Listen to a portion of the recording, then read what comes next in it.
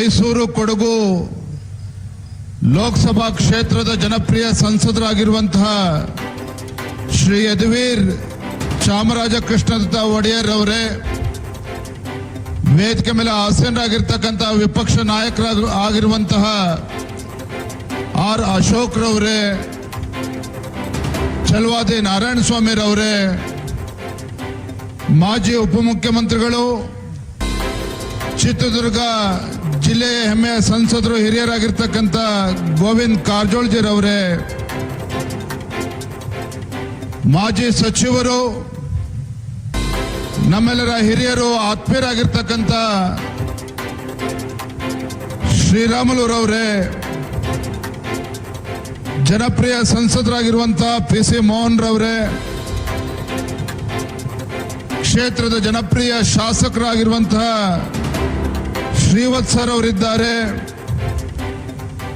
ಜಿಲ್ಲಾಧ್ಯಕ್ಷರುಗಳಾಗಿರುವಂತಹ ನಾಗೇಂದ್ರ ರವರಿದ್ದಾರೆ, ಮೈಸೂರು ಗ್ರಾಮೀಣ ಜಿಲ್ಲೆಯ ಅಧ್ಯಕ್ಷ ಇರತಕ್ಕಂತಹ ಸುಬ್ಬಣ್ಣ ಅವರಿದ್ದಾರೆ, ಮಂಡ್ಯ ಜಿಲ್ಲೆಯ ಅಧ್ಯಕ್ಷ ಆಗಿರುವಂತಹ ಇಂದ್ರೇಶ್ ರವರಿದ್ದಾರೆ, ಪ್ರತಾಪ್ ಸಿಂಹ ಅವರು, ಮಾಜಿ ಸಚಿವರಾಗಿರ್ತಕ್ಕಂಥ ಮಹೇಶಣ್ಣ ಅವರು, ಮಾಜಿ ಶಾಸಕರಾಗಿರ್ತಕ್ಕಂಥ ಆತ್ಮೀಯರಾಗಿರ್ತಕ್ಕಂಥ ಹರ್ಷವರ್ಧನ್ ಅವರಿದ್ದಾರೆ, ಮಾಜಿ ವಿಧಾನ ಪರಿಷತ್ತಿನ ಸದಸ್ಯರುಗಳ ಆದಿಯಾಗಿ ವೇದಿಕೆ ಮೇಲೆ ಆಸೀನರಾಗಿರ್ತಕ್ಕಂಥ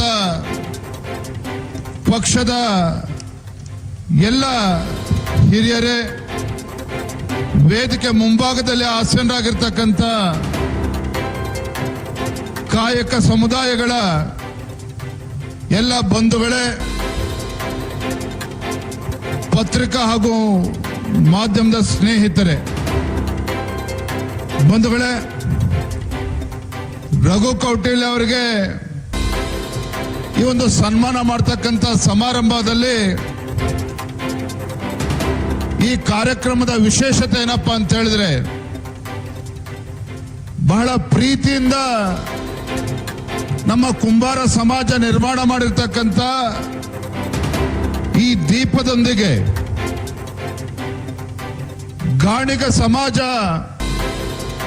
ಬಹಳ ಶ್ರಮದಿಂದ ತಯಾರು ಮಾಡಿರ್ತಕ್ಕಂಥ ಎಣ್ಣೆಯನ್ನು ಅದಕ್ಕೆ ಹಾಕಿ ಬಹಳ ಪ್ರೀತಿಯಿಂದ ನಮ್ಮ ನೇಕಾರ ಸಮಾಜ ನೇದಿರ್ತಕ್ಕಂಥ ಬತ್ತಿಯನ್ನು ಅದರೊಳಗಡೆ ಇಟ್ಟು,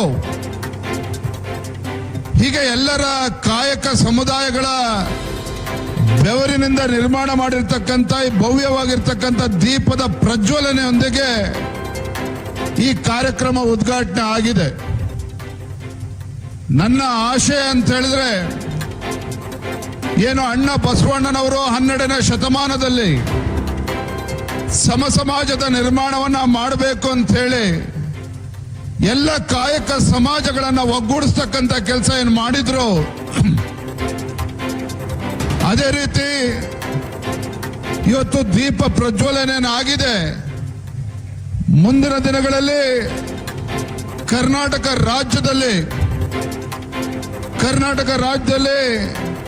ವೇದಿಕೆ ಇರತಕ್ಕಂಥ ಎಲ್ಲ ಮುಖಂಡರ ನೇತೃತ್ವದಲ್ಲಿ ಈ ನಾಡಿನ ಎಲ್ಲ ಕಾಯಕ ಸಮುದಾಯಗಳನ್ನ ಒಗ್ಗೂಡಿಸಿಕೊಂಡು ಆ ಕಾಯಕ ಸಮುದಾಯಗಳಿಗೆ ಒಂದು ಧ್ವನಿಯಾಗಿ ರಾಜ್ಯದಲ್ಲಿ ಭಾರತೀಯ ಜನತಾ ಪಾರ್ಟಿ ಸಂಘಟನೆಯನ್ನ ಬಲಪಡಿಸಿ ಮುಂದೊಂದು ದಿನ ಕರ್ನಾಟಕ ರಾಜ್ಯದಲ್ಲಿ ನಮ್ಮ ಸರ್ಕಾರದೊಂದಿಗೆ ಈ ಕಾಯಕ ಸಮುದಾಯಗಳಿಗೆ ಯಾವ ರೀತಿ ಸನ್ಮಾನ BS ಯಡಿಯೂರಪ್ಪನವರು ರಾಜ್ಯದ ಮುಖ್ಯಮಂತ್ರಿಗಳಾಗಿ ಈ ಸಮುದಾಯಗಳಿಗೆ ಒಂದು ಶಕ್ತಿಯನ್ನು ತುಂಬುವಂತ ಕೆಲಸ ಮಾಡಿದ್ರು, ಮುಂದೊಂದು ದಿನ ಮತ್ತೊಮ್ಮೆ ಕರ್ನಾಟಕ ರಾಜ್ಯದಲ್ಲಿ ಈ ಕಾಯಕ ಸಮುದಾಯಗಳಿಗೆ ಶಕ್ತಿ ಕೊಡುವಂತ ಕೆಲಸ ನಾವೆಲ್ಲರೂ ಕೂಡ ಮಾಡ್ತೇವೆ ಅನ್ನುವ ಭರವಸೆಯನ್ನ ನಾನು ಈ ಸಂದರ್ಭದಲ್ಲಿ ನೀಡ್ತಾ ಇದ್ದೇನೆ. ಬಂಧುಗಳೇ,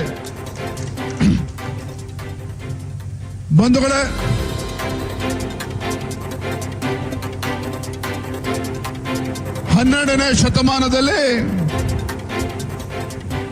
ಅಣ್ಣ ಬಸವಣ್ಣನವರು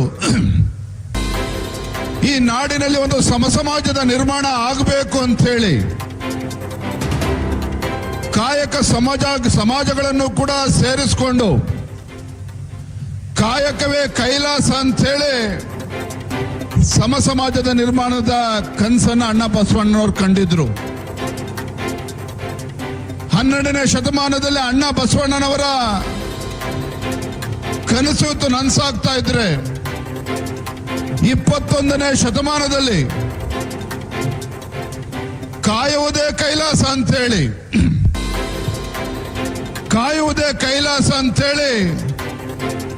ಅಹಿಂದ ಹೆಸರು ಹೇಳಿಕೊಂಡು ಕರ್ನಾಟಕ ರಾಜ್ಯದಲ್ಲಿ ಸಮಾಜಗಳ ಮಧ್ಯೆ ವಿಷಬೀಜವನ್ನ ಬಿತ್ತುವ ಮೂಲಕ ಸಮಾಜಗಳನ್ನ ಒಡಿತಕ್ಕಂತ ಕೆಲಸವನ್ನ ಮಾಡಿ ಇವತ್ತು ಅಧಿಕಾರದಲ್ಲಿ ಇದ್ದೇನೆ ಅಂತ ಹೇಳಿ ಬಸವಣ್ಣನವರ ಜಪವನ್ನ ಮಾಡಿಕೊಂಡು ಶಿವಲಿಂಗವನ್ನ ಕೈಯಲ್ಲಿ ಹಿಡ್ಕೊಂಡು ಇವತ್ತು ರಾಜ್ಯದಲ್ಲಿ ಅಭಿವೃದ್ಧಿ ಪಡಿಸ್ತೇವೆ ಅಂತೇಳಿ ಕಪಟ ನಾಟಕವನ್ನ ಇವತ್ತು ರಾಜ್ಯದಲ್ಲಿ ಕಾಂಗ್ರೆಸ್ ಸರ್ಕಾರ ಮಾಡ್ತಾ ಇರುವಂತದನ್ನ ನಾವ್ಯಾರು ಕೂಡ ಮರಿಬಾರದು ಬಂಧುಗಳೇ. ಇಂಥ ಕಪಟ ನಾಟಕವನ್ನ ಮಾಡಿಕೊಂಡು ಬಹುಶಃ ಇವತ್ತು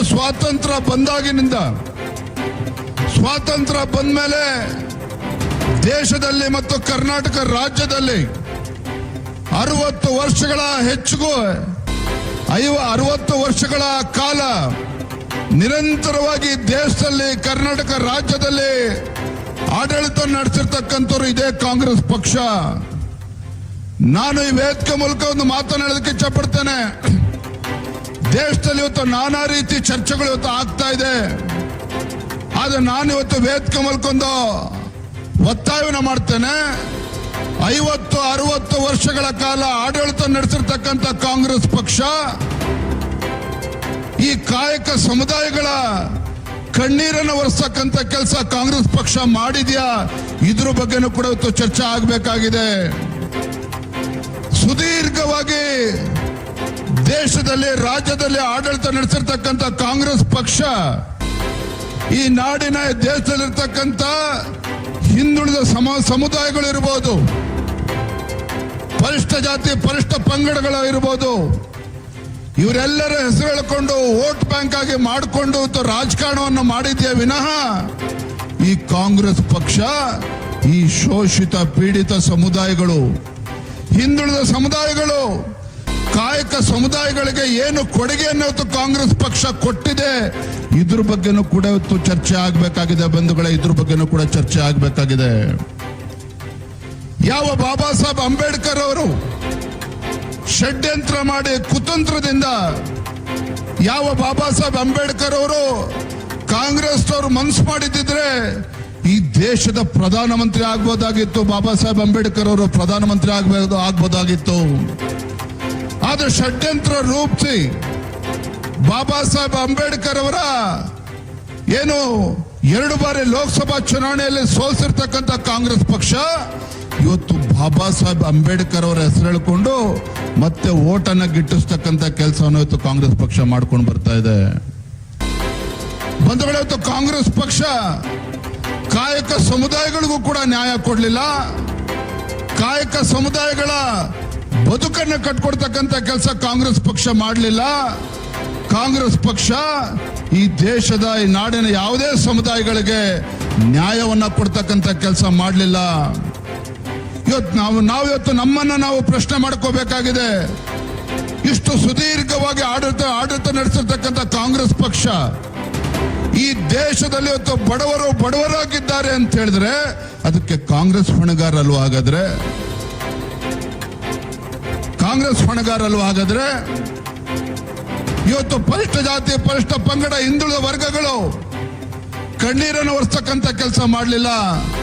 ಮಾತೆತ್ತಿದ್ರೆ ಬಾಬಾ ಸಾಹೇಬ್ ಅಂಬೇಡ್ಕರ್ ಅವ್ರನ್ನ, ದೇವರಾಜ್ ಅರಸ್ರವ್ರನ್ನ, ಮಹಾತ್ಮ ಗಾಂಧಿಯನ್ನ ಇವತ್ತು ಪದೇ ಹೆಸರು ಹೇಳ್ತಕ್ಕಂಥ ಕೆಲಸವನ್ನ ಮಾಡ್ತಾ ಇದ್ದಾರೆ. ನಾನು ಹೇಳ್ತೇನೆ, ಮಾನ್ಯ ಮುಖ್ಯಮಂತ್ರಿಗಳೇ, ಕಾಂಗ್ರೆಸ್ ಪಕ್ಷಕ್ಕೆ ಬಾಬಾ ಸಾಹೇಬ್ ಅಂಬೇಡ್ಕರ್ ಅವರ ಹೆಸರು ಹೇಳ್ತಕ್ಕಂಥ ಯೋಗ್ಯತೆ ಇವತ್ತು ಕಳೆದುಕೊಂಡಿದ್ದೀರಿ ನೀವು. ದೇವರಾಜ್ ಅರಸರ ಹೆಸರು ಹೇಳ್ತಕ್ಕಂಥ ಯೋಗ್ಯತೆಯನ್ನ ನೈತಿಕತೆ ನೀವು ಕಳೆದುಕೊಂಡಿದ್ದೀರಿ. ಮಹಾತ್ಮ ಗಾಂಧಿ ಹೆಸರು ಹೇಳ್ತಕ್ಕಂಥ ನೈತಿಕತೆನೂ ಕೂಡ ಇವತ್ತು ಕಾಂಗ್ರೆಸ್ ಪಕ್ಷ ಕಳೆದುಕೊಂಡಿದೆ ಅಂತಕ್ಕಂಥದ್ದನ್ನ ಇವತ್ತು ನೆನಪು ಮಾಡಿಕೊಡೋದಕ್ಕೆ ಇಚ್ಛೆ ಪಡ್ತೇನೆ. ಕೇಂದ್ರದಲ್ಲಿ ಇವತ್ತು ನರೇಂದ್ರ ಮೋದಿಜಿಯವರು ಕಳೆದ 12 ವರ್ಷಗಳಿಂದ ಸ್ವಾತಂತ್ರ್ಯ ಬಂದ ನಂತರದಲ್ಲಿ ಇವತ್ತು ಕಾಂಗ್ರೆಸ್ಸೇತರ ಪಕ್ಷ ಸತತವಾಗಿ 3ನೇ ಬಾರಿಗೆ ಇವತ್ತು ಅಧಿಕಾರಕ್ಕೆ ಬಂದು ಬಿಜೆಪಿ ನೇತೃತ್ವದ NDA ಸರ್ಕಾರ ನರೇಂದ್ರ ಮೋದಿಜಿಯವರ ನಾಯಕತ್ವದಲ್ಲಿ ಸರ್ವರಿಗೂ ಸಮಪಾಲು ಸಮಬಾಳು ಸಾಮಾಜಿಕ ನ್ಯಾಯ ಈ ಒಂದು ಜಪವನ್ನ ಮಾಡಿಕೊಂಡು ಎಲ್ಲ ಸಮುದಾಯಗಳಿಗೆ ನ್ಯಾಯವನ್ನ ಕೊಡ್ತಕ್ಕಂಥ ಕೆಲಸ ನರೇಂದ್ರ ಮೋದಿಜಿಯವರು ಮಾಡ್ತಾ ಇದ್ದಾರೆ. ಯಾಕೆ ಹೊತ್ತಿಗೋಸ್ಕರ ನರೇಂದ್ರ ಮೋದಿಜಿಯವ್ರಿಗೆ ಹೊಟ್ಟೆವರೇ, ಕಾಂಗ್ರೆಸ್ ಅವ್ರಿಗೆ ನರೇಂದ್ರ ಮೋದಿಜಿಯವ್ರಿಗೆ ಹೊಟ್ಟೆವರೇ ಯಾಕೆ ಅಂತ ಹೇಳಿದ್ರೆ ಅತ್ಯಂತ ಹಿಂದುಳಿದ ಸಮಾಜಕ್ಕೆ ಸೇರಿರ್ತಕ್ಕಂಥ ನರೇಂದ್ರ ಮೋದಿಜಿಯವರು ಆ ಪ್ರಧಾನಮಂತ್ರಿ ಸ್ಥಾನದಲ್ಲಿ ಕೂತಿದ್ದಾರಲ್ಲ, ಅದು ಇವತ್ತು ಕಾಂಗ್ರೆಸ್ ಪಕ್ಷಕ್ಕೆ ಸಹಿಸಿಕೊಳ್ಳೋದಕ್ಕಾಗ್ತಾ ಇಲ್ಲ. ಅತ್ಯಂತ ಹಿಂದುಳಿದ ಸಮಾಜಕ್ಕೆ ಸೇರಿರ್ತಕ್ಕಂಥ ನರೇಂದ್ರ ಮೋದಿಜಿಯವರು ಪ್ರಧಾನಮಂತ್ರಿ ಸ್ಥಾನದಲ್ಲಿ ಕೂತಿರೋದನ್ನ ಇವತ್ತು ಕಾಂಗ್ರೆಸ್ ಪಕ್ಷ ಇವತ್ತು ರಾಹುಲ್ ಗಾಂಧಿಗೆ ಇವ್ರಿಗೆ ಯಾರಿಗೂ ಕೂಡ ಸಹಿಸಿಕೊಳ್ಳೋದಕ್ಕೆ ಸಾಧ್ಯ ಆಗ್ತಾ ಇಲ್ಲ. ಬಂಧುಗಳೇ, ನಮಗೆ ಗೊತ್ತಿರಲಿ, ನರೇಂದ್ರ ಮೋದಿಜಿಯವರ ಕ್ಯಾಬಿನೆಟ್ ನಲ್ಲಿ 27ಕ್ಕೂ ಹೆಚ್ಚು ಇವತ್ತು ಸಚಿವರು ಯಾವ ಸಮುದಾಯಕ್ಕೆ ಸೇರಿದ್ದಾರೆ ಅಂತ ಹೇಳಿದ್ರೆ ಅತ್ಯಂತ ಹಿಂದುಳಿದ ಸಮುದಾಯಕ್ಕೆ ಸೇರಿರ್ತಕ್ಕಂಥವ್ರು ಇವತ್ತು ಕ್ಯಾಬಿನೆಟ್ ನಲ್ಲಿದ್ದಾರೆ. ಇವರು ಇವತ್ತು ನರೇಂದ್ರ ಮೋದಿಜಿಯವರ ನಾಯಕತ್ವದ ಬಗ್ಗೆ ಇವತ್ತು ಪ್ರಶ್ನೆ ಮಾಡ್ತಕ್ಕಂಥ ಕೆಲಸ ಮಾಡ್ತಾ ಇದ್ದಾರೆ. ಈ ಲಜ್ಜೆಗೆಟ್ಟ ಕಾಂಗ್ರೆಸ್ ಪಕ್ಷಕ್ಕೆ ಇದು ಯಾವುದೇ ಸಮಾಜಗಳ ಬಗ್ಗೆ ಸಮುದಾಯಗಳ ಬಗ್ಗೆ ನರೇಂದ್ರ ಮೋದಿಜಿ ಬಗ್ಗೆ ಮಾತಾಡ್ತಕ್ಕಂಥ ನೈತಿಕತೆ ಯೋಗ್ಯತೆ ಇಲ್ಲ. ಕಳೆದ 3 ವರ್ಷ ಕಾಂಗ್ರೆಸ್ ಸರ್ಕಾರದ ಆಡಳಿತ ವೈಖರಿನ ತಾವು ನೋಡಿದ್ದೀರಿ. ಮಾನ್ಯ ಅಶೋಕ್ ಅವರು ಮಾತನಾಡ್ತಾ ಹೇಳಿದ್ರು, 3 ವರ್ಷದಲ್ಲಿ ಕಾಂಗ್ರೆಸ್ ಪಕ್ಷದ ಸಾಧನೆ ಏನು ಅಂತ ಹೇಳಿದ್ರೆ ಮೂಡ ಸೈಟ್ ಹೊಡ್ಕೊಂಡಿರ್ತಕ್ಕಂಥದ್ದು ಒಂದ್ ಕಡೆ ಆದ್ರೆ ಪರಿಷ್ಠ ಜಾತಿ ಪರಿಷ್ಠ ಪಂಗಡಕ್ಕೆ ಅವರ ಅಭಿವೃದ್ಧಿಗೆ ಮೀಸಲಿಟ್ಟಿರ್ತಕ್ಕಂಥ ಹಣವನ್ನ ವಾಲ್ಮೀಕಿ ಅಭಿವೃದ್ಧಿ ನಿಗಮದ ಹಣವನ್ನ ಲೂಟಿ ಮಾಡಿ ಪಕ್ಕದ ತೆಲಂಗಾಣ ರಾಜ್ಯಕ್ಕೆ ತೆಗೆದುಕೊಂಡೋಗಿ ಸಾವಿರಾರು ಫೇಕ್ ಬೇನಾಮಿ ಅಕೌಂಟ್ಗಳನ್ನು ಓಪನ್ ಮಾಡಿ ಅಲ್ಲಿ ದುಡ್ಡ ಮಾಡಿ ಲೋಕಸಭಾ ಚುನಾವಣೆಯನ್ನ ನಡೆಸಿರ್ತಕ್ಕಂಥ ಕೀರ್ತಿ ಕಾಂಗ್ರೆಸ್ ಪಕ್ಷಕ್ಕೆ ಸಲ್ತದೆ. ಬಂಧುಗಳೇ, ಕಾಂಗ್ರೆಸ್ ಪಕ್ಷಕ್ಕೆ ಸಲ್ತದೆ. ಇವತ್ತು ಕಾಂಗ್ರೆಸ್ನವರು BK ಹರಿಪ್ರಸಾದ್ ಆದಿಯಾಗಿ ದೊಡ್ಡ ದೊಡ್ಡ ಭಾಷಣವನ್ನು ಬಿಗಿತಾರೆ. ನಾನು ವೇದಿಕೆ ಮೂಲಕ ರಾಜ್ಯದ ಮುಖ್ಯಮಂತ್ರಿಗಳಿಗೆ KPCC ಅಧ್ಯಕ್ಷರು ಕೇಳೋದಕ್ಕೆ ಇಚ್ಛೆ ಪಡ್ತೇನೆ. ತಾವು ಇವತ್ತು ಅಹಿಂದ ಹೆಸರು ಹೇಳ್ಕೊಂಡು ಅಧಿಕಾರಕ್ಕೆ ಬಂದ್ರಲ್ವಾ ಸ್ವಾಮಿ, ಅಧಿಕಾರಕ್ಕೆ ಬಂದು ಕಾಂಗ್ರೆಸ್ ಸರ್ಕಾರ ನೀವು ಮಾಡಿರ್ತಕ್ಕಂಥ ಸಾಧನೆ ಏನು? ನಾನು ಹೇಳ್ತೇನೆ, ಅಹಿಂದ ಹೆಸರು ಹೇಳ್ಕೊಂಡು ರಾಜ್ಯದ ಚುಕ್ಕಾಣಿ ನೀಡಿರ್ತಕ್ಕಂಥ ಕಾಂಗ್ರೆಸ್ ಸರ್ಕಾರ ಇವರು ಮಾಡಿರ್ತಕ್ಕಂಥ ಸಾಧನೆ ಏನಪ್ಪಾ ಅಂತ ಹೇಳಿದ್ರೆ, ಕೊಪ್ಪಳದಲ್ಲಿ ಪರಿಶಿಷ್ಟ ಪಂಗಡಕ್ಕೆ ಸೇರಿರ್ತಕ್ಕಂಥ ಗವಿ ಸಿದ್ದಪ್ಪನ ಬರ್ಬರ ಹತ್ಯೆ ಆಯ್ತು. ಈ ನಾಲಾಯಕ ಕಾಂಗ್ರೆಸ್ ಸರ್ಕಾರಕ್ಕೆ ಏನು ಕೂಡ ಮಾಡೋದಕ್ಕೆ ಸಾಧ್ಯ ಆಗಲಿಲ್ಲ. ಯಲ್ಲಾಪುರದಲ್ಲಿ ಹಾಡು ಹಗಲೇ ಒಬ್ಬಳ ದಲಿತ ಮಹಿಳೆ ಲವ್ ಜಿಹಾದ್ ಬರ್ಬರ ಹತ್ಯೆ ಆಯ್ತು. ಕಾಂಗ್ರೆಸ್ ಸರ್ಕಾರ ಯೋಗ್ಯತೆಗೆ ಅವ್ರಿಗೆ ಏನೂ ಕೂಡ ಮಾಡೋದಕ್ಕಾಗಲಿಲ್ಲ. ಹುಬ್ಳಿನಲ್ಲಿ ಒಬ್ಬ ಬಡ ಕುಟುಂಬಕ್ಕೆ ಸೇರಿರ್ತಕ್ಕಂಥ ನೇಹ ಬರ್ಬರ ಹತ್ಯೆ ಆಗ್ತದೆ ಮಧ್ಯಾಹ್ನ ಲವ್ ಜಿಹಾದ್ ಪ್ರಕರಣದಲ್ಲಿ. ಇವ್ರ ಯೋಗ್ಯತೆಗೆ ಏನು ಮಾಡಕ್ಕಾಗಲಿಲ್ಲ ಕಾಂಗ್ರೆಸ್ ಸರ್ಕಾರಕ್ಕೆ. ಅಷ್ಟೇ ಅಲ್ಲ, ಮೊನ್ನೆ ಹಾವೇರಿ ಜಿಲ್ಲೆಯ ನರೇಗಲ್ನಲ್ಲಿ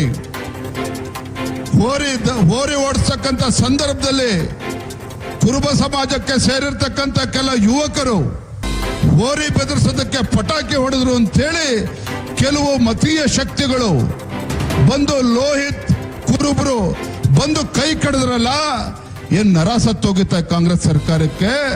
ಅವರನ್ನು ಕೂಡ ರಕ್ಷಣೆ ಮಾಡ್ತಕ್ಕಂಥ ಕೆಲಸ ಕಾಂಗ್ರೆಸ್ ಸರ್ಕಾರ ಮಾಡೋದಕ್ಕಾಗ್ಲಿಲ್ಲ. ಬಂಧುಗಳೇ, ಇಲ್ಲಿಗೆ ಮುಗಿಲಿಲ್ಲ. ಹಾವೇರಿ ಜಿಲ್ಲೆ ನರೇಗಲ್ಲಾದಂತ ಪ್ರಕರಣ ಅದಾದ ಎರಡೇ ದಿನದಲ್ಲಿ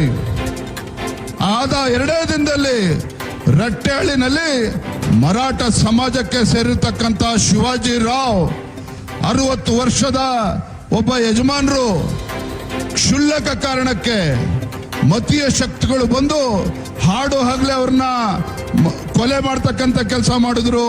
ದುರಂತ ಏನು ಗೊತ್ತಾ ಸ್ವಾಮಿ? ದುರಂತ ಏನು ಅಂತ ಹೇಳಿದ್ರೆ, ಇವತ್ತು ಶಿವಾಜಿ ಇವತ್ತು ರಟ್ಟೆಹಳ್ಳಿಯಲ್ಲಿ ಏನು ಪ್ರಾಣ ಕಳೆದುಕೊಂಡ್ರು, ನರೇಗಲ್ಲಲ್ಲಿ ಏನೋ ಮಾರಣಾಂತಿಕ ಹಲ್ಲೆ ಆಯ್ತು, ಯಲ್ಲಾಪುರದಲ್ಲಿ ಏನೋ ದಲಿತ ಮಹಿಳೆ ಹತ್ಯೆ ಆಯ್ತು, ಕೊಪ್ಪಳದಲ್ಲಿ ಏನೋ ವಾಲ್ಮೀಕಿ ಸಮಾಜದ ಯುವಕ ಹತ್ಯೆ ಆಯ್ತು, ಹುಬ್ಳಿನಲ್ಲಿ ಇವತ್ತೇನು ಹತ್ಯೆ ಆಯ್ತು.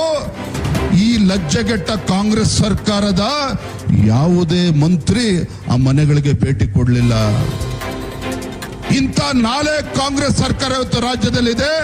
ಇಂಥ ಹಿಂದೂಗಳ ಬರ್ಬರೆ ಹತ್ಯೆ ಆಗ್ತಾ ಇದ್ರೆ ಒಬ್ಬ ಇವ್ರ ಯೋಗ್ಯತೆಗೆ ಒಬ್ಬ ಕಾಂಗ್ರೆಸ್ಸಿನ ಸಚಿವರು ಒಬ್ಬ ಹೋಗಿ ಆ ಮನೆಗಳಿಗೆ ಹೋಗಿ ಸಾಂತ್ವನ ಹೇಳ್ತಕ್ಕಂಥ ಪ್ರಯತ್ನ ಮಾಡಲಿಲ್ಲ. ಏನ್ ಹೇಳ್ತಾರೆ ಮುಖ್ಯಮಂತ್ರಿಗಳು? ಪರಿಹಾರವನ್ನು ಕೊಟ್ಟಿದ್ದೇವೆ. ಬೆಂಗಳೂರು ವಿಧಾನಸೌಧದಲ್ಲಿ ಎಸಿ ರೂಮ್ ನಲ್ಲಿ ಕುತ್ಕೊಂಡು ಚೆಕ್ ಅನ್ನ ಬರೆದು ಪೋಸ್ಟ್ ಮಾಡಿ ಅಧಿಕಾರಿಗಳ ಮೂಲಕ ಕಳಿಸಿ ಪರಿಹಾರನ ಕೊಟ್ಟಿದ್ದೇವೆ ಅಂತ ಹೇಳಿ ಕೈ ಕೊಟ್ಕೊಂಡು ಕುಳಿತಿದ್ದೀರಲ್ಲ ಸ್ವಾಮಿ. ಇಡೀ ದೇಶದಲ್ಲಿ ಆಗದೆ ಇರತಕ್ಕಂತ ಇವತ್ತು ಕೊಲೆಗಳು ಕರ್ನಾಟಕ ರಾಜ್ಯದಲ್ಲಿ ಯಾಕೆ ಆಗ್ತಾ ಇದೆ ಅಂತ ಹೇಳಿದ್ರೆ ಈ ಕಾಂಗ್ರೆಸ್ ಸರ್ಕಾರದ ಅಲ್ಪಸಂಖ್ಯಾತ ಓಲೈಕೆ ರಾಜಕಾರಣ, ಈ ಲಜ್ಜೆಗೆಟ್ಟ ಕಾಂಗ್ರೆಸ್ ಸರ್ಕಾರ ಏನ್ ಮಾಡ್ತಾ ಇದೆ ಇದರ ಪರಿಣಾಮ ಪ್ರತಿನಿತ್ಯ ಹೊತ್ತು ಹಿಂದೂಗಳ ಹತ್ಯೆ ಹೊತ್ತು ಕರ್ನಾಟಕ ಮಾರಣ ಹೋಮ ಆಗ್ತಾ ಇರುವಂತದ್ದು. ಆದ್ರೂ ಕೂಡ ಇವ್ರು ಏನ್ ಹೇಳ್ತಾರೆ? ಗ್ಯಾರಂಟಿಗಳು ನಾವು ಕೊಡ್ತಾ ಇದ್ದೇವೆ, ಗ್ಯಾರಂಟಿಗಳನ್ನ ನಾವು ಕೊಡ್ತಾ ಇದ್ದೇವೆ. ನಾಚಿಕೆ ಆಗ್ಬೇಕಿತ್ತು ಈ ಕಾಂಗ್ರೆಸ್ ಸರ್ಕಾರದವರಿಗೆ. ಮಾನ್ಯ ಅಶೋಕ್ ಅವರು ಹೇಳಿದ್ರು, ಯಾವ ಬಡವರಿಗೆ ನಿಮ್ಮ ಗೃಹಲಕ್ಷ್ಮಿ ಯೋಜನೆ ಸರಿಯಾಗಿ ತಲುಪ್ತಾ ಇಲ್ಲ, ಅದರಲ್ಲೂ ಕೂಡ ಹಗರಣ ಆಗಿದೆ. ಈಗಾಗಲೇ ನಮ್ಮ ಸದನದಲ್ಲಿ ಅದ್ರ ಬಗ್ಗೆ ಚರ್ಚೆನೂ ಕೂಡ ಆಗಿದೆ. ಇಂಥ ಭ್ರಷ್ಟ ಕಾಂಗ್ರೆಸ್ ಸರ್ಕಾರವನ್ನ ಬುಡ ಸಮೇತ ಕಿತ್ತಾಕುವಂತ ಕೆಲಸ ಇವತ್ತು ಆಗ್ಬೇಕಾಗಿದೆ ಬಂಧುಗಳೇ. ಬುಡ ಸಮೇತ ಕಿತ್ತಾಕುವಂತ ಕೆಲಸ ಇವತ್ತು ಆಗ್ಬೇಕಾಗಿದೆ. ಭಾರತೀಯ ಜನತಾ ಪಾರ್ಟಿ ಇವತ್ತು ಎಲ್ಲ ಕಾಯಕ ಸಮುದಾಯಗಳಿಗೆ ಶಕ್ತಿ ಕೊಡುವಂತ ಕೆಲಸ ನಾವು ಮಾಡ್ತಾ ಇದ್ದೇವೆ. ಈಗ ತಾನೇ ರಘು ಕೌಟಿಲ್ಯ ಅವರಿಗೆ ಸನ್ಮಾನ ಮಾಡಿದ್ವಿ. ಮಡಿವಾಳ ಸಮಾಜಕ್ಕೆ ಸೇರಿರ್ತಕ್ಕಂಥ ರಘು ಕೌಟಿಲ್ಯ, ಕಾಯಕ ಸಮಾಜಕ್ಕೆ ಸೇರಿರ್ತಕ್ಕಂಥ ರಘು ಕೌಟಿಲ್ಯ ಅವ್ರನ್ನ ಭಾರತೀಯ ಜನತಾ ಪಾರ್ಟಿ ಇವತ್ತು ನಾವು MLC ಮಾಡಿದ್ದೇವೆ. ಭಾರತೀಯ ಜನತಾ ಪಾರ್ಟಿ ಇವತ್ತು MLC ಮಾಡಿದ್ದೇವೆ. ಹಿಂದೆ ಶಂಕರಪ್ಪರವ್ರನ್ನು ಕೂಡ MLC ಮಾಡಿದ್ವಿ. ಪ್ರತಾಪ್ ಸಿಂಹ ಅವ್ರು ಹೇಳಿದ್ರು ವಿಶ್ವಕರ್ಮ ಸಮಾಜಕ್ಕೆ ಸೇರಿರ್ತಕ್ಕಂಥ ಒಬ್ಬನ MLC ಮಾಡಿದ್ವಿ, ಆಮೇಲೆ ಓಡೋದ್ರು, ಅದು ಬೇರೆ ಪ್ರಶ್ನೆ. ಶಾಂತಾರಾಮ್ ಸಿದ್ದಿ ಕೇವಲ ಅವ್ರ ಸಮಾಜ ಎಷ್ಟಿರ್ತಕ್ಕಂಥದ್ದು 9,000 ಇರ್ತಕ್ಕಂಥದ್ದು ಅವ್ರ ಸಮಾಜ. ಅತ್ಯಂತ ಕಡು ಬಡವರು ಇರ್ತಕ್ಕಂಥ ಸಮಾಜ ಶಾಂತಾರಾಮ್ ಸಿದ್ದಿ ಅವರ ಸಮಾಜಕ್ಕೆ ಇವತ್ತು ಅವ್ರನ್ನ MLC ಮಾಡಿದ್ದೇವೆ. ಸವಿತಾ ಸಮಾಜಕ್ಕೆ ಸೇರಿರ್ತಕ್ಕಂಥ ಕಿಶೋರ್ ಅವರು ದಕ್ಷಿಣ ಕನ್ನಡದಿಂದ ಅವಕಾಶ ಕೊಟ್ಟು ಅವರನ್ನು ಕೂಡ ನಾವು MLC ಮಾಡಿದ್ದೇವೆ. ಮೊನ್ನೆ ದಿನ ರಾಜ್ಯಸಭೆಗೆ ನಾಗರಾಜ್ ಹಾಲು ಮತಸ್ಥ ಸಮಾಜಕ್ಕೆ ಸೇರಿರ್ತಕ್ಕಂಥವ್ರನ್ನ ಇವತ್ತು ರಾಜ್ಯಸಭೆ ಕಳಿಸ್ಕೊಂಡಿದ್ದೇವೆ. ವಿಜಯ್ ಶಂಕರ್ ಅವ್ರನ್ನ ರಾಜ್ಯಪಾಲರನ್ನಾಗಿ ಇವತ್ತು ನಾವು ಕಳಿಸ್ಕೊಟ್ಟಿದ್ದೇವೆ. ಇದು ಭಾರತೀಯ ಜನತಾ ಪಾರ್ಟಿ ಬಂಧುಗಳೇ. ಈ ರಾಷ್ಟ್ರದ ಮೊದಲ ಪ್ರಜೆ ದ್ರೌಪದಿ ಮುರ್ಮು ಯಾರು ಸ್ವಾಮಿ? ಇವತ್ತು ಅತ್ಯಂತ ಕಡು ಬಡ ಕುಟುಂಬದಿಂದ ಬಂದಿರತಕ್ಕಂಥ ಬುಡಕಟ್ಟು ಸಮಾಜಕ್ಕೆ ಸೇರಿರ್ತಕ್ಕಂಥ ಮಹಿಳೆ ಈ ದೇಶದ ಮೊದಲ ಪ್ರಜೆ. ಯಾಕೆ ಇವತ್ತು ಎಲ್ಲವನ್ನು ಕೂಡ ಹೇಳ್ತಾ ಇದ್ದೇನೆ ಅಂದ್ರೆ ಬಂಧುಗಳೇ, ಈ ಕಾಂಗ್ರೆಸ್ ಸರ್ಕಾರ ಮುಖ್ಯಮಂತ್ರಿಗಳು ಬಸವಣ್ಣ ನೆನ್ಪು ಮಾಡ್ಕೊಡ್ತಾರೆ, ಶಿವಲಿಂಗವನ್ನ ನೆನ್ಪು ಮಾಡ್ಕೊಳ್ತಾರೆ. ಆದ್ರೆ ಅಂತರಂಗದಲ್ಲಿ ಇರ್ತಕ್ಕಂಥದ್ದು ಏನು ಅನ್ನೋದನ್ನು ಕೂಡ ನಾವು ಇವತ್ತು ಆಲೋಚನೆ ಮಾಡಬೇಕಾಗಿದೆ. ಇಂಥ ಭ್ರಷ್ಟ ಬಡವರ ವಿರೋಧಿ ಕಾಯಕ ಸಮುದಾಯಗಳು, ಪರಿಷ್ಠ ಜಾತಿ ಪರಿಷ್ಠ ಪಂಗಡಗಳ ವಿರೋಧಿ ಕಾಂಗ್ರೆಸ್ ಸರ್ಕಾರ ಇವತ್ತು ರಾಜ್ಯದಲ್ಲಿ ಏನಿದೆ, ಇವರಿಗೆ ತಕ್ಕ ಪಾಠವನ್ನು ಇವತ್ತು ಮುಂದಿನ ದಿನಗಳಲ್ಲಿ ನಾವು ಕಲಿಸಬೇಕಾಗಿದೆ ಬಂಧುಗಳೇ. ಪಾಠ ಕಲಿಸಬೇಕಾಗಿದೆ. ನಮ್ಮೆಲ್ಲರ ಜವಾಬ್ದಾರಿನೂ ಕೂಡ ಹೆಚ್ಚಾಗಿದೆ. ನೋಡಿ, ಮೊನ್ನೆ ದಿನ ರಾಜ್ಯದ ಮುಖ್ಯಮಂತ್ರಿಗಳು ಒಂದು ಆದೇಶ ಮಾಡಿದ್ದಾರೆ. ರಾಜ್ಯದಲ್ಲಿ ಇವತ್ತು ಚಮ್ಮಾರರು, ರಾಜ್ಯದಲ್ಲಿ ಬಹಳಷ್ಟು ಸಾವಿರಾರು ಕುಟುಂಬಗಳಿದ್ದಾವೆ. ಏನು ಉದ್ಯೋಗ ಮಾಡ್ತಾರೆ? ಪರಿಷ್ಠ ಜಾತಿ ಹಿಂದುಳಿದ ವರ್ಗಕ್ಕೆ ಸೇರಿರ್ತಕ್ಕಂಥ ಆ ಸಮಾಜ ಏನಿದೆ, ಚಪ್ಪಲಿಯನ್ನ ಶೂಗಳನ್ನ ಹೊಲಿತಾರೆ. ರಾಜ್ಯ ಸರ್ಕಾರ ಆದೇಶ ಮಾಡಿ 100 ಕೋಟಿ ಬೆಲೆ ಬಾಳ್ತಕ್ಕಂಥ ಇದನ್ನ ಈ ಸಮುದಾಯಗಳಿಂದ ಖರೀದಿ ಮಾಡ್ತಾ ಇದ್ರು. ಆದ್ರೆ ಈ ಹೊಸ ಮುಖ್ಯಮಂತ್ರಿ DK ಶಿವಕುಮಾರ್ ಅವರು ಏನ್ ಮಾಡಿದ್ದಾರೆ ಗೊತ್ತಾ? ಪರಿಷ್ಠ ಜಾತಿಗಳ ಬಗ್ಗೆ ಮಾತನಾಡ್ತಾರಲ್ಲ ಮಾನ್ಯ ಮುಖ್ಯಮಂತ್ರಿಗಳು, KPCC ಅಧ್ಯಕ್ಷರು, ಈ ಟೆಂಡರ್ ಏನಿದೆ ಹೊರ ರಾಜ್ಯದ ದೊಡ್ಡ ಕಂಪನಿಗೆ ಟೆಂಡರ್ ಅನ್ನ ಕೊಟ್ಟಿದ್ದಾರೆ. ಯಾಕೆ ಸ್ವಾಮಿ ಮಾನ್ಯ ಮುಖ್ಯಮಂತ್ರಿಗಳೇ? ನಮ್ಮ ರಾಜ್ಯದಲ್ಲಿರ್ತಕ್ಕಂಥ ಚಮ್ಮಾರರು ಆ ಶೂ ಅನ್ನ ಹೊಲ್ದ್ಕೊಡಲ್ಲ ಅಂತ ಹೇಳ್ತಾ ಇದ್ರ? ಹೊರ ರಾಜ್ಯದ ದೊಡ್ಡ ದೊಡ್ಡ ಉದ್ಯಮಿಗಳಿಗೆ ಗುತ್ತಿಗೆಯನ್ನು ಕೊಟ್ಟು ಎಷ್ಟು ಬುದ್ಧಿವಂತರು ಮಾನ್ಯ ಮುಖ್ಯಮಂತ್ರಿಗಳು ಅಂತ ಹೇಳಿದ್ರೆ ಆ ಟೆಂಡರ್ ಅಲ್ಲಿ ಭಾಗವಹಿಸಬೇಕು ಅಂತ ಹೇಳಿದ್ರೆ 500 ಕೋಟಿ ರೂಪಾಯಿ ಟರ್ನ್ ಓವರ್ ಆಗಿರ್ಬೇಕಂತೆ. 500 ಕೋಟಿ ರೂಪಾಯಿ ಟರ್ನ್ ಓವರ್ ಆಗಿದ್ದ ಕಂಪನಿಗಳು ಮಾತ್ರ ಆ ಟೆಂಡರ್ ನಲ್ಲಿ ಭಾಗವಹಿಸಬೇಕಾಗಿತ್ತು. ಯಾಕೆ ಅಂತ ಹೇಳಿದ್ರೆ ಇವತ್ತು ರಾಜ್ಯದಲ್ಲಿರ್ತಕ್ಕಂಥ ಪರಿಷ್ಠ ಜಾತಿ ಮತ್ತೆ ಹಿಂದುಳಿದ ಸಮಾಜಗಳು ಶೂಗಳನ್ನು ಹೊಲ್ದು ಕೊಡ್ತಾ ಇದ್ರು. ಅವ್ರ ಹತ್ರ ಹೋದ್ರೆ ಇವ್ರಿಗೆ ಕಾಸು ಸಿಗೋದಿಲ್ಲ. ಅದಕ್ಕೆ ಹೊರ ರಾಜ್ಯಕ್ಕೆ ಗುತ್ತಿಗೆ ಕೊಡ್ತಕ್ಕಂಥ ಕೆಲಸವನ್ನು ಕೂಡ ಮಾಡೋದಕ್ಕೆ ಹೊರಟಿದ್ದಾರೆ. ಇಂಥ ಲೂಟಿಕೋರ ಕಾಂಗ್ರೆಸ್ ಸರ್ಕಾರ ನಾವಿವತ್ತು ಎಚ್ಚೆತ್ಕೊಳ್ಬೇಕಾಗಿದೆ. ಹೇಳಿದ್ರು ಎಲ್ಲ ನಮ್ಮ ಮುಖಂಡರು ಮಾತನಾಡ್ತಾ ಹೇಳಿದ್ರು, ಮತದಾರ ಪಟ್ಟಿ ಪರಿಷ್ಕರಣೆ ನಡೀತಾ ಇದ್ರೆ, SIR ನಡೀತಾ ಇದ್ರೆ ನುಸುಳುಕೋರರೇನಿದ್ದಾರೆ, ಅಕ್ರಮ ವಲಸಿಗರೇನಿದ್ದಾರೆ, ಅವರಿಗೆ ಶಾಶ್ವತವಾಗಿ ಇವತ್ತು ರೆಸಿಡೆಂಟ್ ಸರ್ಟಿಫಿಕೇಟ್ ಅನ್ನ ಕೊಟ್ಟಿದ್ದಾರೆ. ಅಧಿಕಾರ ಯಾರಿಗೆ ಕೊಟ್ಟಿದ್ದಾರೆ? ರೆವಿನ್ಯೂ ಇನ್ಸ್ಪೆಕ್ಟರ್ ಕೊಟ್ಟಿದ್ದಾರೆ. ಮಾನ್ಯ ಮುಖ್ಯಮಂತ್ರಿಗಳೇ, ಇವತ್ತು ಪೌರತ್ವವನ್ನ ತೀರ್ಮಾನ ಮಾಡ್ತಕ್ಕಂಥದ್ದು ಕೇಂದ್ರ ಸರ್ಕಾರ ವಿನಃ ಇಲ್ಲಿ ಇರ್ತಕ್ಕಂಥ ಕಂದಾಯ ಇಲಾಖೆ ಅಧಿಕಾರಿಗಳಲ್ಲ, ರೆವಿನ್ಯೂ ಇನ್ಸ್ಪೆಕ್ಟರ್ಗಳು ತೀರ್ಮಾನ ಮಾಡ್ತಕ್ಕಂಥದ್ದಲ್ಲ. ಈ ದೇಶದ ರಕ್ಷಣೆಯ ಪ್ರಶ್ನೆ ಇದೆ, ಈ ದೇಶದ ಭದ್ರತೆಯ ಪ್ರಶ್ನೆ ಇದೆ. ಇವೆಲ್ಲ ಗೊತ್ತಿದ್ದು ಕೂಡ ಇಲ್ಲೂ ಕೂಡ ಅಲ್ಪಸಂಖ್ಯಾತರನ್ನ ಓಲೈಕೆ ಮಾಡೋದಕ್ಕೆ ಹೊರಟಿದ್ದಿರಲ್ಲ. ಆ ಭಗವಂತನು ಕೂಡ ಮೆಚ್ಚೋದಕ್ಕೆ ಸಾಧ್ಯ ಇಲ್ಲ. ನಿಮ್ಮ ಕಾಂಗ್ರೆಸ್ ಅವ್ರನ್ನ ಭಗವಂತನು ಕೂಡ ಮೆಚ್ಚೋದಕ್ಕೆ ಸಾಧ್ಯ ಇಲ್ಲ. ನಾವು ಮುಖಂಡರು ಎಲ್ಲರೂ ಕೂಡ ಮಾತನಾಡ್ತಾ ಇದ್ದೇವೆ. ಮುಂದಿನ ವಾರ ರಾಜ್ಯಪಾಲರನ್ನ ಭೇಟಿ ಮಾಡಿ ಈ ಅಯೋಗ್ಯತೆ ಕಾಂಗ್ರೆಸ್ ಸರ್ಕಾರ ಇವತ್ತೇನು ನುಸುಳುಕೋರರಿಗೂ ಕೂಡ ಇವತ್ತು ಸರ್ಟಿಫಿಕೇಟ್ ಕೊಡೋದಕ್ಕೆ ಹೊರಟಿದ್ದಾರೆ. ಇದಕ್ಕೆ ಅವಕಾಶನ ಕೊಡಬಾರದು ಅಂತೇಳಿ ರಾಜ್ಯಪಾಲರನ್ನು ಕೂಡ ನಾವು ಭೇಟಿ ಮಾಡೋರಿದ್ದೇವೆ. ಬಂಧುಗಳೇ, ಸಾಕಷ್ಟು ಸಮಯ ಆಗಿದೆ, ಹೆಚ್ಚನ್ನು ಹೇಳೋದಕ್ಕೆ ಹೋಗೋದಿಲ್ಲ. ಇಂಥ ಅಪರೂಪವಾಗಿರ್ತಕ್ಕಂಥ ಕಾರ್ಯಕ್ರಮ ಮತ್ತೆ ನಾನು ಹೇಳುವಂಥದ್ದು ಇಷ್ಟೇನೆ.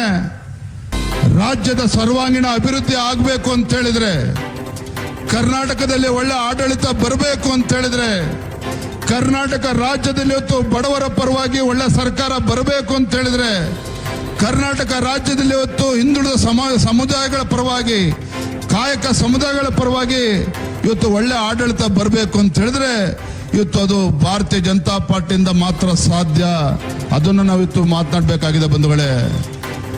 ಇವತ್ತು ನರೇಂದ್ರ ಮೋದಿಜಿಗಿಂತ ಒಳ್ಳೆ ನಾಯಕತ್ವ ದೇಶಕ್ಕೆ ಸಿಗೋದಕ್ಕೆ ಸಾಧ್ಯ ಇಲ್ಲ ಅಂತ ಪುಣ್ಯಾತ್ಮ 2047ನೇ ಇಸ್ವಿಗೆ ಇವತ್ತು ಭಾರತ ಒಂದು ಅಭಿವೃದ್ಧಿ ರಾಷ್ಟ್ರವಾಗಿ ಪರಿವರ್ತನೆ ಆಗಬೇಕು ಅಂತೇಳಿ ಕನಸನ್ನ ಕಾಣ್ಕೊಂಡು ಆಡಳಿತ ನಡೆಸತಕ್ಕಂಥ ಸಂದರ್ಭದಲ್ಲಿ ಇವತ್ತು ನರೇಂದ್ರ ಮೋದಿಜಿಯವರು, ಅಮಿತ್ ಶಾಜಿಯವರು, ನಿತಿನ್ ನಬೀನ್ಜಿಯವರು ಇವರೆಲ್ಲರ ನೇತೃತ್ವದಲ್ಲಿ ಯಾವ ಪಶ್ಚಿಮ ಬಂಗಾಳದಲ್ಲಿ ಹಿಂದೂ ವಿರೋಧಿ TMC ಸರ್ಕಾರ ಇತ್ತು, ಯಾವ ಪಶ್ಚಿಮ ಬಂಗಾಳದಲ್ಲಿ ಭಾರತೀಯ ಜನತಾ ಪಾರ್ಟಿ ಕಮಲ್ದು ಹರಡೋದಕ್ಕೆ ಸಾಧ್ಯ ಇಲ್ಲ ಅಂತೇಳಿ ಮಾತನಾಡ್ತಾ ಇದ್ರು, ಅಂತ ಪಶ್ಚಿಮ ಬಂಗಾಳದಲ್ಲೇನೆ ನರೇಂದ್ರ ಮೋದಿಜಿಯವರ ನೇತೃತ್ವದಲ್ಲಿ ಹಿಂದೂ ವಿರೋಧಿ ಕಾಂಗ್ರೆಸ್ ಸರ್ಕಾರವನ್ನ ಬುಡ ಸಮೇತ ಕಿತ್ತಾಕುವುದರಲ್ಲಿ ಭಾರತೀಯ ಜನತಾ ಪಾರ್ಟಿ ಯಶಸ್ವಿಯಾಗಿದೆ.